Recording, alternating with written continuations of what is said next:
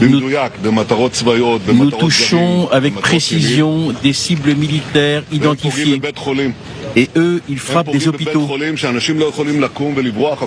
Ils frappent des hôpitaux dans lesquels les personnes ne sont pas capables de se lever et partir. Il y a un département de maternité. C'est la différence principale entre une démocratie qui existe et ces assassins qui sont intéressés par notre destruction et jusqu'au dernier d'entre nous.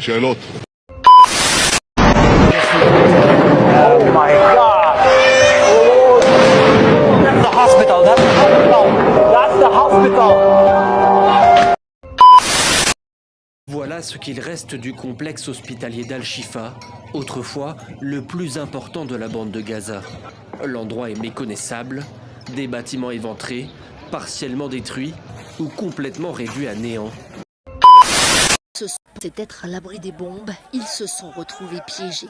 Au moins 500 Palestiniens ont été tués mardi soir lors d'une frappe israélienne sur l'hôpital Al-Ali dans la ville de Gaza.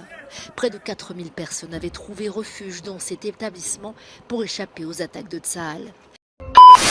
L'hôpital Nasser, déjà endommagé par les raids tout au long de la guerre, reçoit une nouvelle frappe. Le service des urgences est complètement détruit. Ce missile a touché le service de chirurgie, causant la destruction complète de la section.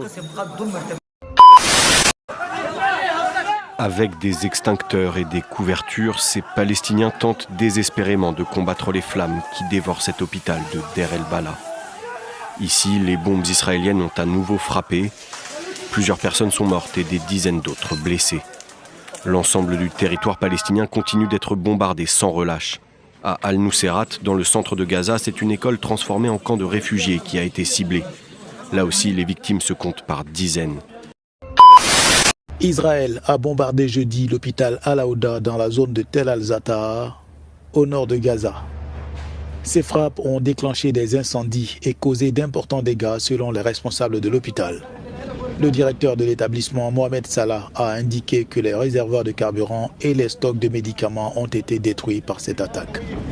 Cet hôpital était l'un des 2 seuls établissements médicaux encore en service dans le nord de la bande de Gaza.